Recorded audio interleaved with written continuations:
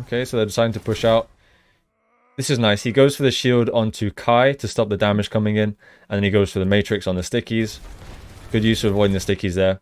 Now, we're going to zoom out and get a pause real quick on this because Atlanta have decided not to contest this flank. And I think this might hurt them in the long run because if they're not contesting the flank and they're going hard onto this group, let's take a look. This is a 4v3. This is a 4v3 is what we're seeing here. I'm not sure why Iris is down there, but we're seeing a 4v3. So as of right now, Atlanta have more pressure onto these tanks, onto the tanks of Space and Muse, and onto Shu. So realistically, they're not going to win this 4v3. They are outnumbered here. This is a situation where they do not have tempo, right? Because they have a slight disadvantage. Now, on the other side of this is where these guys do have an advantage. And I'm assuming we're going to see Kev start taking this position, which, to me, I think is going to be a pivotal point of this attack. So let's take a look. Let's go back on board with Space. Nice use of the shield there to avoid the damage from Kai. And then he's using the Matrix to avoid all those stickies from the damage boosted Pelican. And as you can see, nice disengage. Really nice disengage from Glads. They disengage, and they actually get a turn. And look at where Kevster is now.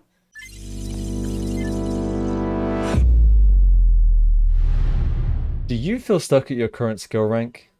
If this is you, maybe what you need is a coach to set you on the right path and help you achieve your goals in no time.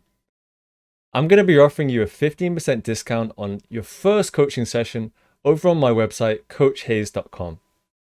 If this is something that interests you, go ahead and visit the link down in the description and use discount code CoachHaze101. I hope to see you there for some coaching, guys, and enjoy the video. What's going on, guys? My name is Coach Haze and welcome to another pro review.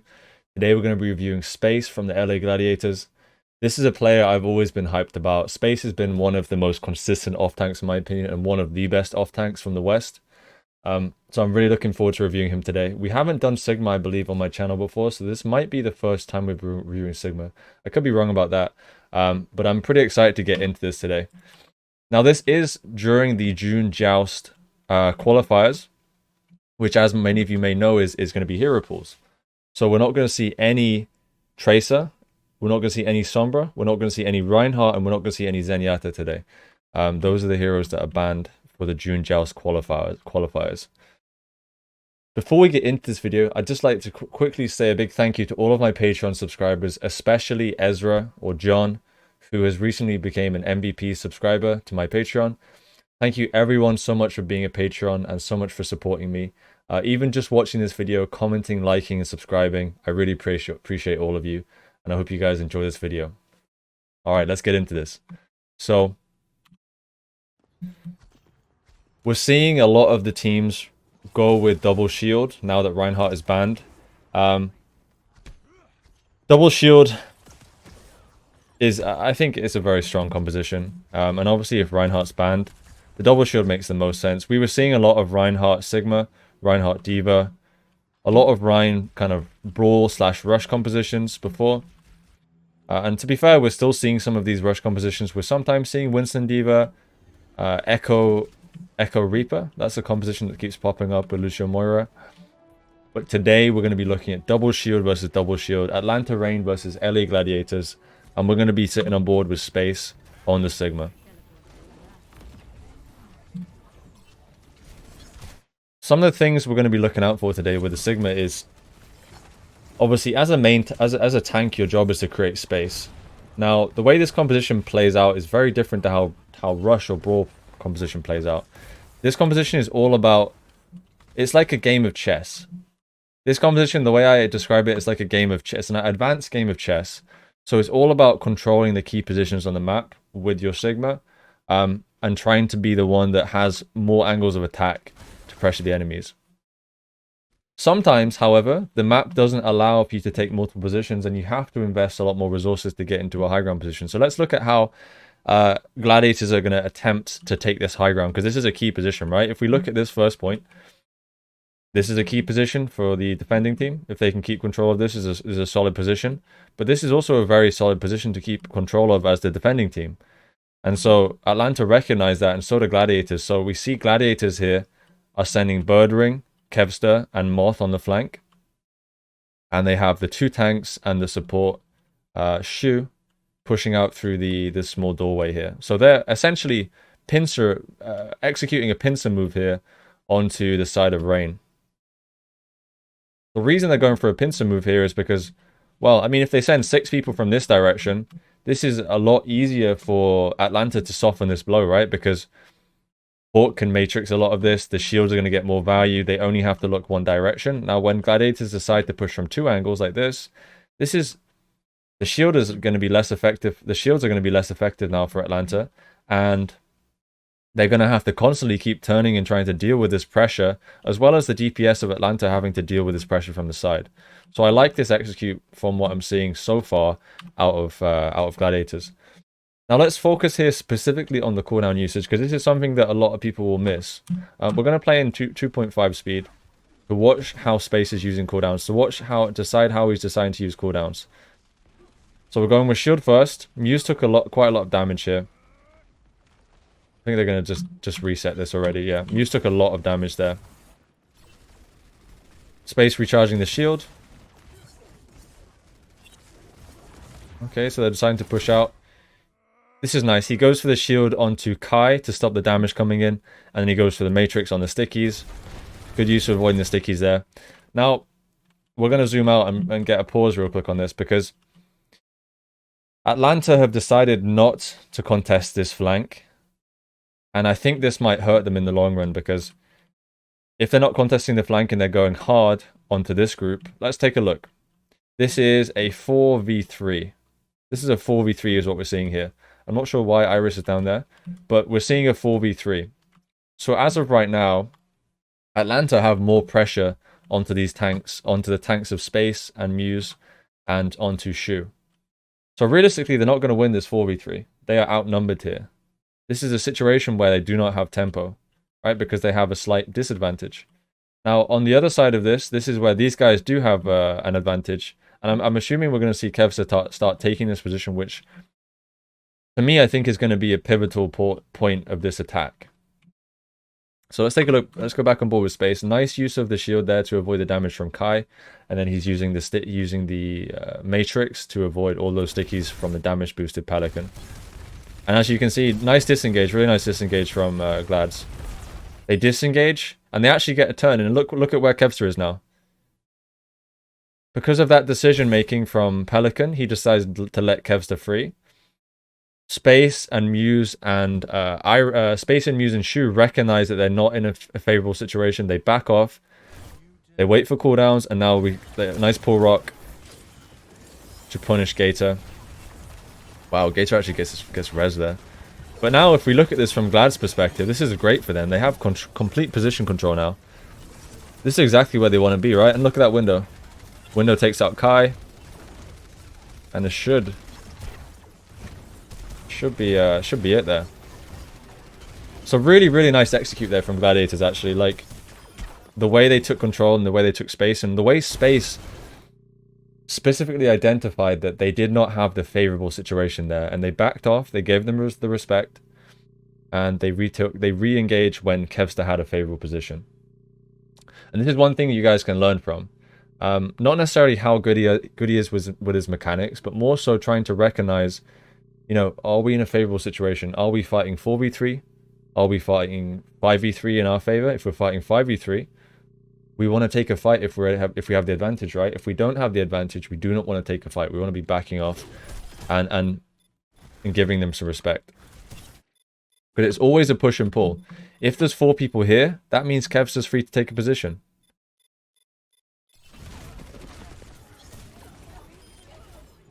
A nice take there from Glads. Really nice take.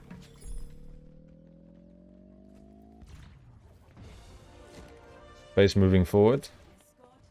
Setting up a position. Again, this is probably where we're going to see the game of chess really come into play here in terms of positioning. So Space takes the high ground. What does this high ground enable? Well, it enables them to get good poke, allow for a pick. This enables Birdring to get in a good position. Potentially get some poke damage down. They're establishing position on the map early. Okay, so they get some poke down. They start disengaging back.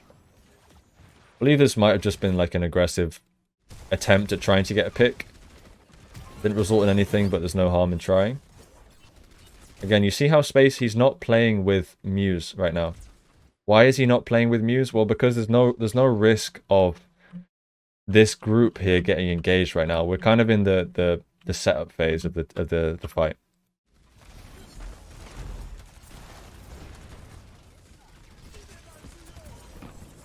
So Space is just trying to recognize like what space he can take here. He sees they get 2 picks, going forward. Completely ignores the Orisa there and goes straight for the Baptiste. Iris should be going down. I don't see Atlanta winning this. And this has been a really bad fight for them because they've staggered themselves. And I'm not sure if they're going to get another fight here, you know. I don't know if they're going to get another fight. This might be a pretty shitty touch. I don't think they're going to get a touch. Okay, so that's really pushing this in nicely. This is they're on 3rd point. They've got 5 minutes 20 to run with. Atlanta do have a lot of ults to work with here. We're going to see ults starting to be a part of this fight now.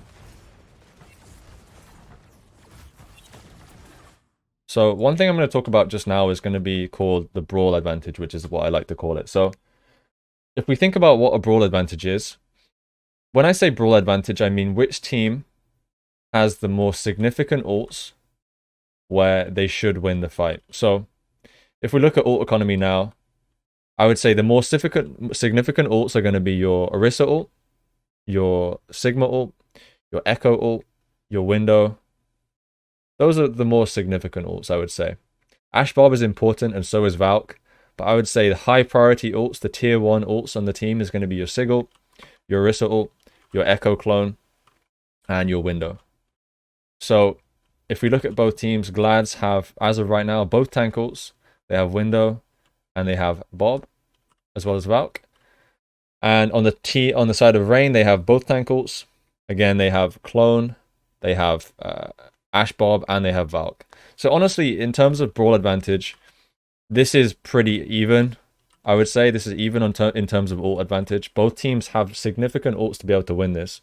So this is more a case of which team executes better on the ults and which team gets more value from the ults. There's not necessarily a brawl advantage here. Both teams can win this fight, and they do have, I would say, similar ult situations.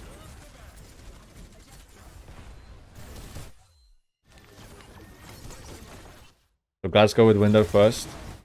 We see the pull and the Sigma ult from Atlanta. Oof, Space barely just misses Hawk there with the rock. Okay. So we're seeing a lot of ults being used here. Pelican goes with Sigma clone. Muse responds with the Orisa bongos. Gator also used bongos. They get taken down there. Let me just go rewind this slightly and watch what happened with Muse here. So Space uses his shift to disengage away. Like, can't help but feel like the shift was... Okay, so yeah, shift was reasonable. This is more Muse's fault, I think. Muse should have been backing off around the corner here, because realistically, Space can't do anything here to stop Muse from going down here. He has no shift. Okay. And obviously, Space has no resources, so Atlanta do have the advantage there. They have significant picks, so they go forward, they push that, and they clean up gladiators. So again, let's take a look at ult economy.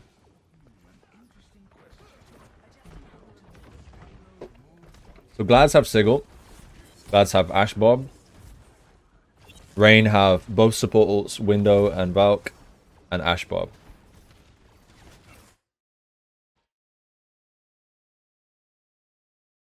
I would say this is also kind of even, just because Atlanta have those two defensives, those two support ults, and on the side of Glads they only have the 2 ults. But I would say this is kind of even. Sigma ult, I would again, like I said, I would value very highly. It's a very good ult you can force a lot of cooldowns with.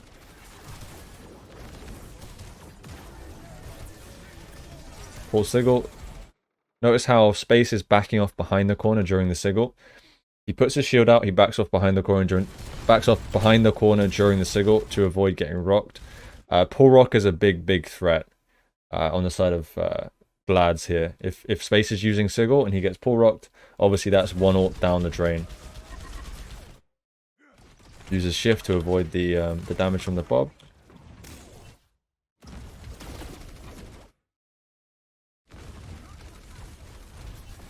Tempo-wise, we're seeing Glads play quite slow right now, just because Birdering was down. The res comes out from Moth, so...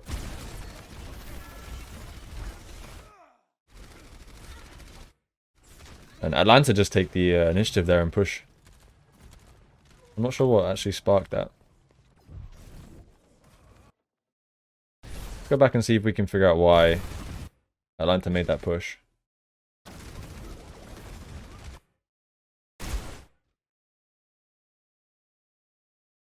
Atlanta using window.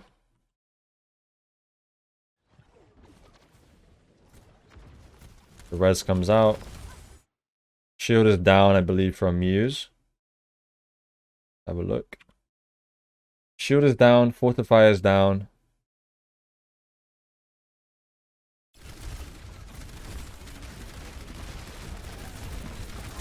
Wow. Oh, okay, I see. Okay, so Kai gets a huge flank. What is that? 5-man dynamite? Yeah, 5-man dynamite. And that's just absolutely devastating. So huge flank there from Kai. And this is what... I believe this was communicated. This must have been communicated. And they just kind of execute on this. A really nice flank there from Kai. And yeah, Space is going to reset this.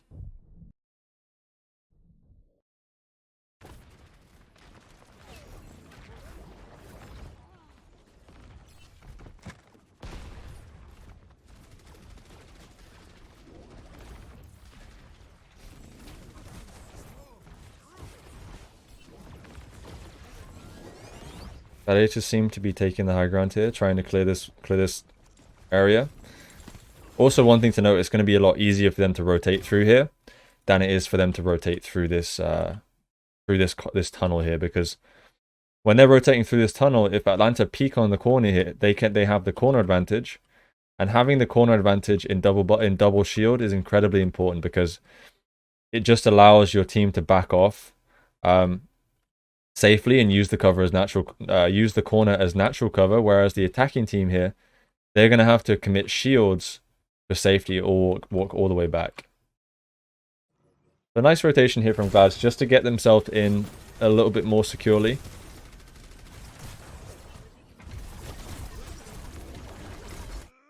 Window comes out. Hawk gets Space gets a nice rock there onto Hawk as he's matrixing. Go back slightly here. Just rewatch this. Okay, so shield goes out. Shield goes out first. Notice how he puts the shield slightly forward behind Hawk, just so that Hawk is not getting heals from behind. Goes to the rock. He manages to cancel Hawk's matrix. Gate is still stuck behind that Sigma shield. Just manages to get behind the shield now.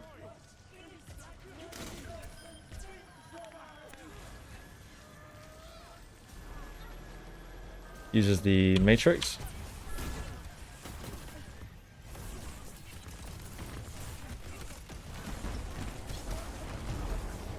Keeping an eye on this flank here, just to make sure they don't get pushed.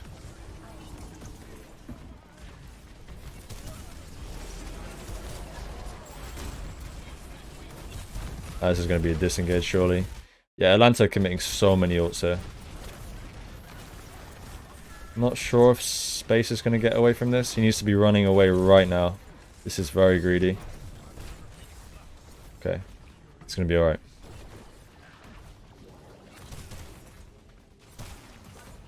Okay, Atlanta's starting to have a decent hold here, actually. Some of the DPS have now switched. Kevster onto the McCree, Birdering onto the Hanzo. Kai as well, mirroring on the Hanzo. Pelican still sticking on the Echo. That's an aggressive push from Atlanta.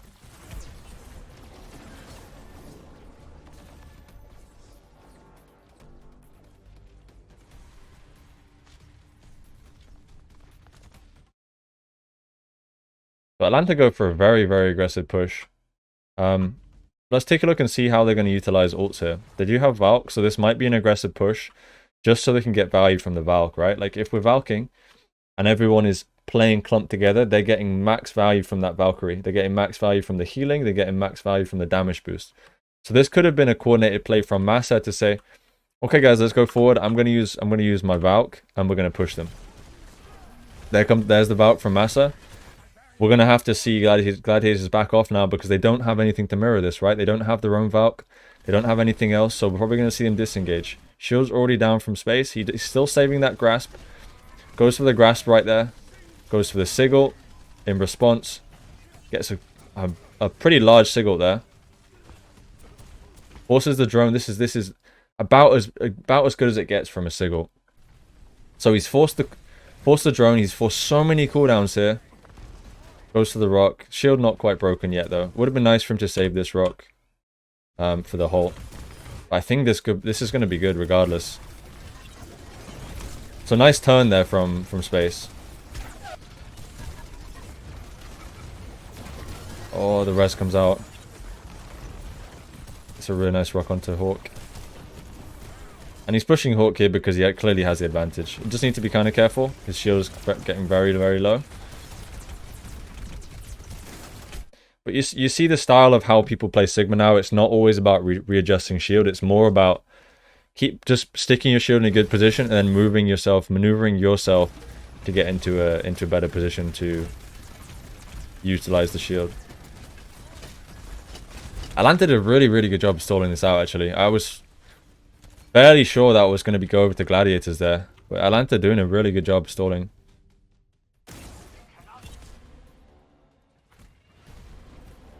So it's going to be last fight here for Gladiators. Can they get the push? Ult economy-wise, let's break it down. Atlanta, they have Dragon coming up. They have Sigma ult, they have Window, and they have Valkyrie coming up. So that's 4 ultimates almost online for Atlanta Reign. Gladiators have High Noon coming up. They have Bongos. Space is 28% off his Sigma ult. And they have both support ults. So we may see... It's actually pretty even because when Gladiators are going to use their Bongos, that's going to enable a lot quicker ultimate generation for the rest of Glads. So we're probably going to see Space's Sigma ult come online after Muse uses this Bongos. So no cooldowns used yet.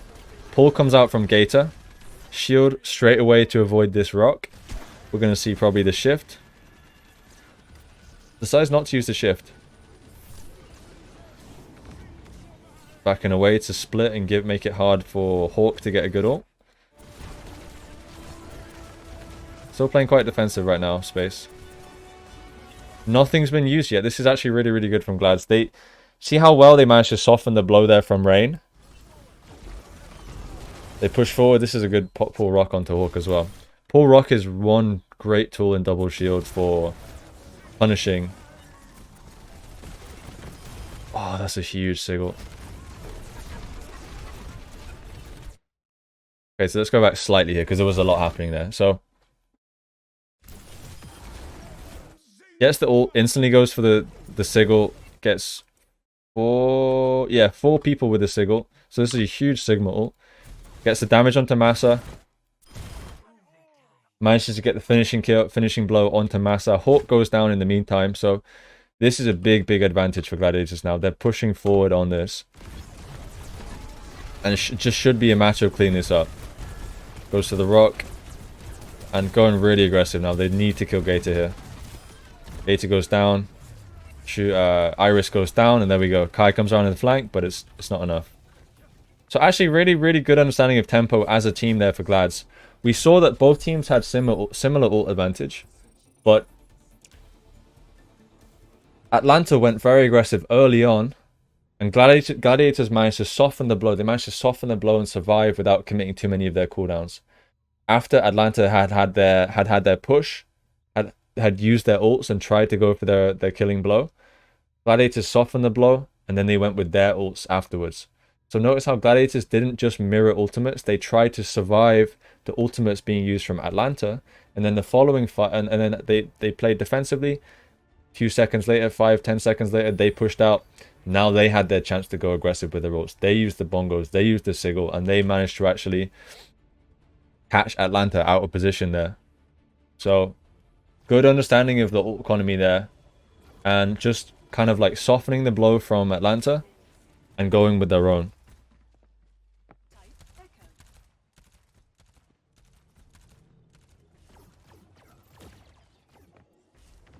Let's see how they're going to defend this. Gladiators had a really nice push onto this point, onto this first point, and I wonder how they're going to set up this defense, if they're going to do anything different.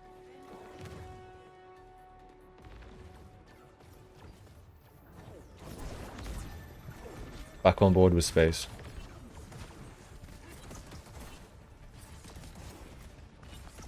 Get some poke damage down. Hasn't used any cooldowns yet. Nothing just yet. Uses shield there. Shield goes all the way down. Get some poke damage down. Goes for the shield. We're seeing him shield a lot after the pull from the enemy Orisa. So he's just using this shield as a response to the pull rock combo. So we've seen the shield is down. He's used his grasp to avoid damage. Goes to the rock. We see on the side of Atlanta, they're going with Sigma Fortify, and they're going with... Sorry, not Sigma Fortify. They're going with Orisa Fortify and Sigma Grasp. This is a great combo to use together as tanks, because it allows your Sigma to use his Grasp safely if the Sigma stands behind the Orisa, because the Orisa is going to block the rocks, the Orisa is going to block the stuns. So your Sigma can stand safely behind that Fortify and matrix most of the damage. And that's kind of what we're seeing here. Atlanta look right now as if they have the advantage. They've actually taken some really nice position. Kevster is playing quite far back here. Space is trying to go for this. Space is trying to get the drone there, but as we can see, Massa and Pelican are really putting in some work there on the side. Let's go and watch this from the outside perspective and just see how this kind of chess game unfolded from an overhead perspective.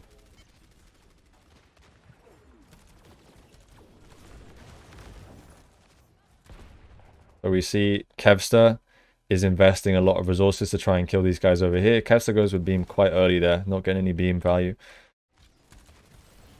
Pelican's not quite going in yet. Now Pelican's going in. Pelican pushes in. Pelican gets the beam onto the Orisa.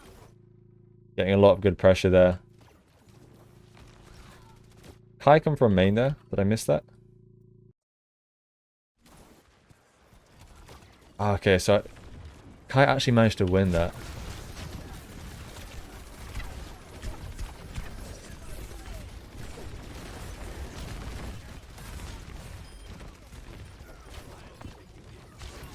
Okay, so Kai pretty much takes out the Ashe on this flank here. And we're seeing the classic formation from both teams. Atlanta especially going for this 1-2-1. 1-2-1 split or 1-3-1 split. DPS on this side.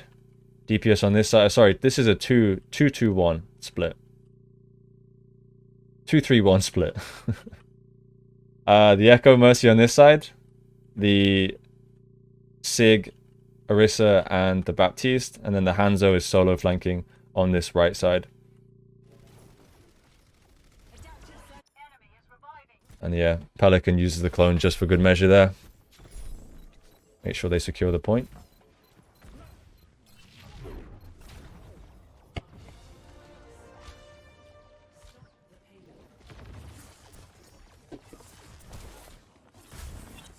Okay, so Space is quite pushed up here. Has a little glance back just to check where his team is. This is a useful habit if you can get used to this. Just making sure you're always aware of where your teammates are. You don't want to be pushed up too far if you're out of position. So he's glancing back, just getting an idea, getting a look, see where his teammates are. Goes to the rock there on Kai. Atlanta do try and punish Space for this position, but nice shield there to avoid the pull rock combo.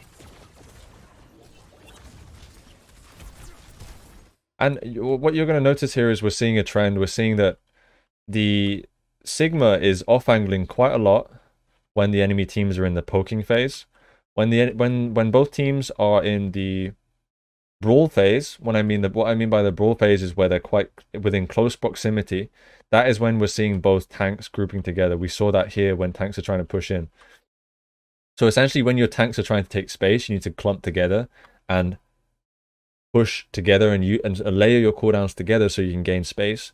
When you're in the poking phase, it's more about controlling the certain positions on the map. And so we're seeing Kevster and Space doubling up here on the right side flank. Kevster goes for the clone. Space gets pulled in. Window comes out. Disengaging away from this window.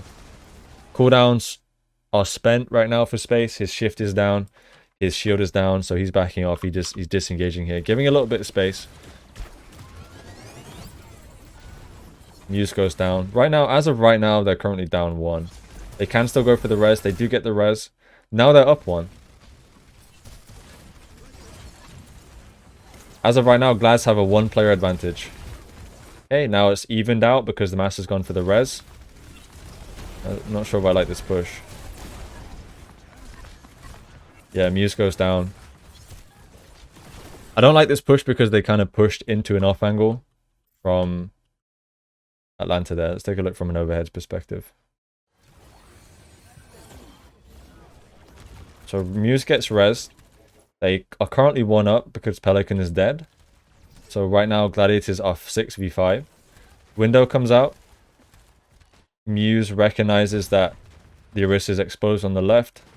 But as you can see, the res comes out, and now this off angle is now come into effect from Atlanta.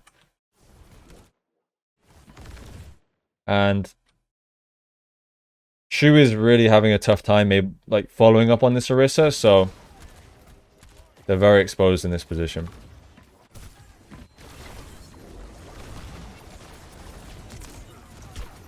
Yeah, this is going to be a reset. Muse is dead, Shu is dead.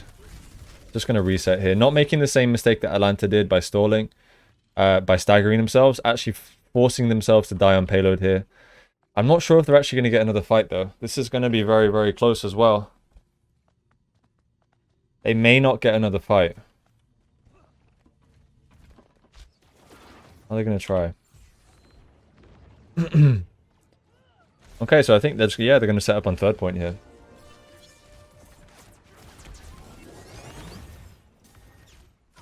But we're seeing Space playing on the right side here. Space doesn't see it, but we can see it. Atlanta are setting up some sort of flank here. Now Space should be kind of aware of this because he sees there's only the Orisa and the Baptiste on the payload there. So he should have a good idea of where these people are. Now see the Hanzo, we now see the Orisa, we see the Mercy, but we don't see the Sigma and we don't see the Echo. Oh my god, he got absolutely melted. So, Pull Rock comes out onto Space. The flank here from Hawk and Pelican. Space goes down. Oof, Moth gets caught trying to go for the res. That was a nice push from Atlanta, but I'm quite surprised that Space didn't see this coming. Because he didn't see the Sigma the whole time there, so he hadn't seen the Sigma. So in my head, he should have been at least somewhat aware of what was happening, what was going on there.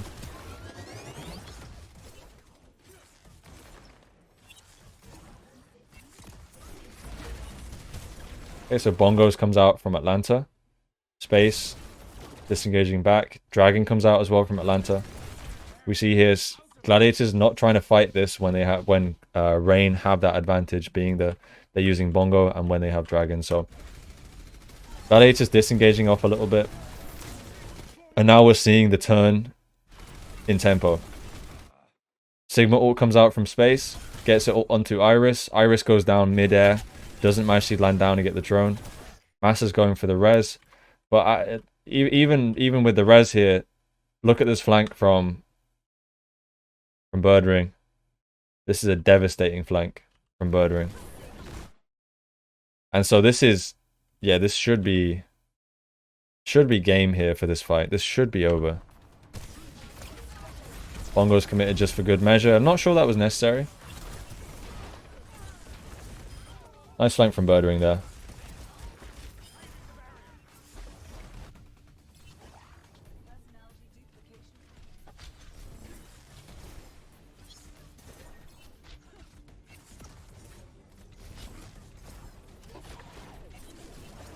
I must say I'm very impressed with Space's Sigma ults. Space's Sigma ults are on point.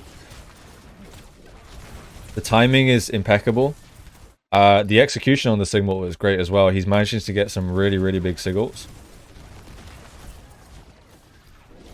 And we see that oftentimes he's not really caring about Sigma ulting the tanks. He's focusing on Sigma ulting those squishies to lift them up and potentially have his DPS get the follow-up damage onto the squishies in the midair.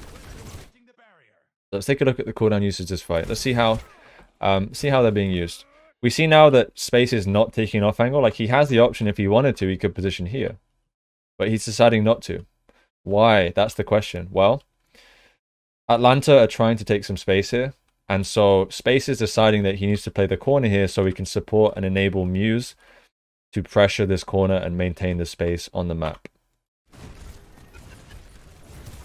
Sigma Grasp comes out early. Space puts the shield down. Window comes out from Gladiators. Gets the pull rock onto Hawk. And a lot of good cooldowns forced there. A lot of good pressure down onto Atlanta. They forced the drone out from Iris. And Space is pushing quite aggro here. So is Muse. This is they're trying to make a collapse play here, but it doesn't look too coordinated. So Muse and Space are pushing the tanks through the through this area here, and we see Birdrings flanking, and Kevster, Moth, and Shu are still playing over here on the payload.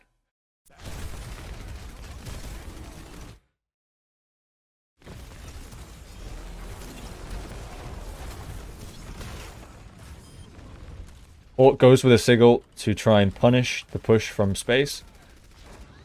Oof, that's not good. And this is one of the problems with when your Baptiste gets split off from your tanks. Is this push would have been a lot better if they would have had Shu there with them inside this room, because they would have been able to get away with this. I think Gladiators thought they had more of an advantage than they did. The Bob comes out from Birdring. Birdring stalls with the Bob. And I think because Atlanta had one down, they decided just to reset this. Obviously, Glads have the spawn advantage here.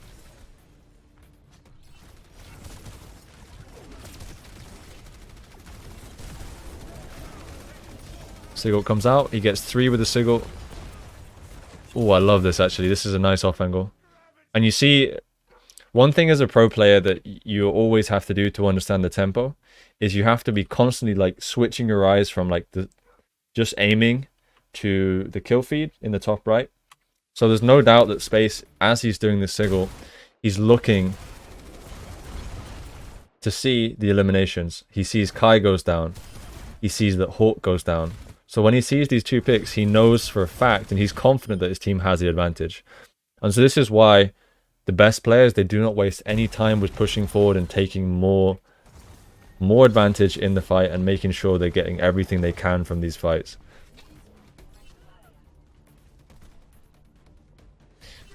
Pro players are just using the information that's available to them to try and make the best decisions. So he's seeing that information that they have 2 picks, so he's going forward, he's pushing that advantage, he's confident, he knows his team is going to back him up. A little bit aggressive here. Puts his shield out temporarily. Shield comes out again just to avoid a lot of this damage. Now right now they don't have a lot of cooldowns to work with here, the tanks from Gladiators. Oh, that's a lovely rock. So really, really nice rock onto Iris. And I love this position from Kevster. Kevster's causing problems with this off-angle clone. I do think it was a bit of a mistake how Gladiator's tank line started this fight, just kind of playing in the open. They lost a lot of their tank cooldowns just from that mistake. Does my sure he avoids the Sigil there. Goes to the flank. Again, one thing to notice here is he's going straight for this Baptiste. He doesn't care about the tanks. He wants to kill the Baptiste first. Uses Grasp defensively. Notice how he has no cooldowns right now. We're probably going to see him back off. Play defensively here.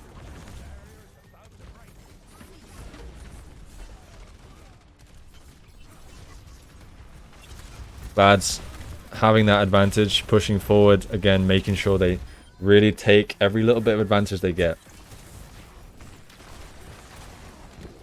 Oof, huge stickies from Kevster.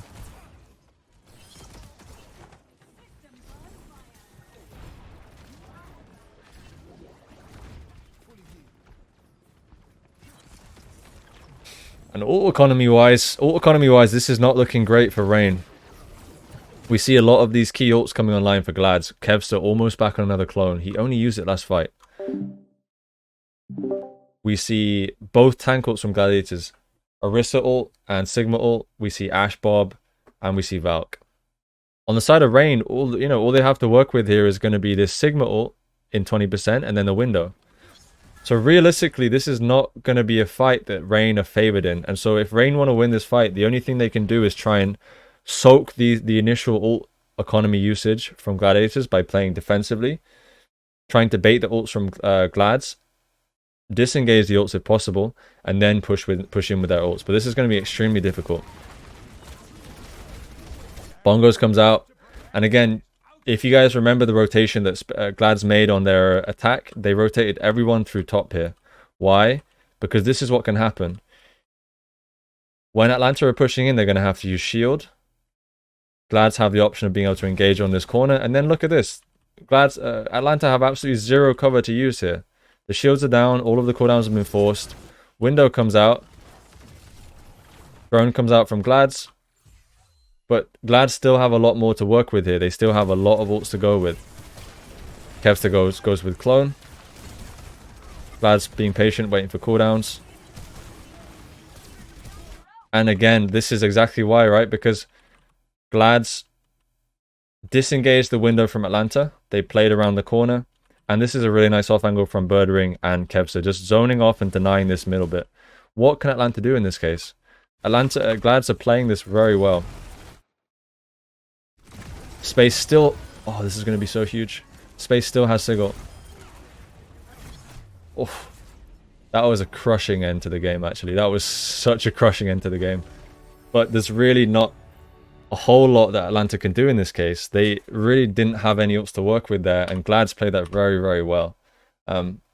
Overall, I'm quite impressed with Glad's understanding of the ult economy. They definitely are playing very nicely around the ult economy, and they clearly have a good understanding of when they have advantages. They're very good at disengaging when they don't have ult advantage, and then re-engaging when they have the ult advantage. So really, really impressive stuff from Glads overall in general. I think Space also performed well on the Sigma. I think there was a few times he made some mistakes in terms of shield usage and cooldowns, but mostly the cooldowns are looking very good. He clearly has a good understanding of when to off angle and when to put pressure, and then when he needs to be with his Orisa and supporting and enabling the Orisa in the Brawl matchup.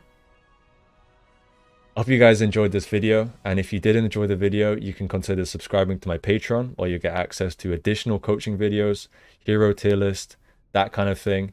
If that's something you're interested in, go ahead and visit my Patreon, link down in the description. Thank you all so much for watching, and if you also enjoy the video, drop me a like, maybe even leave me a comment, let me know what you'd like me to review next, and I hope to see you guys in the next video. Thank you guys, and peace.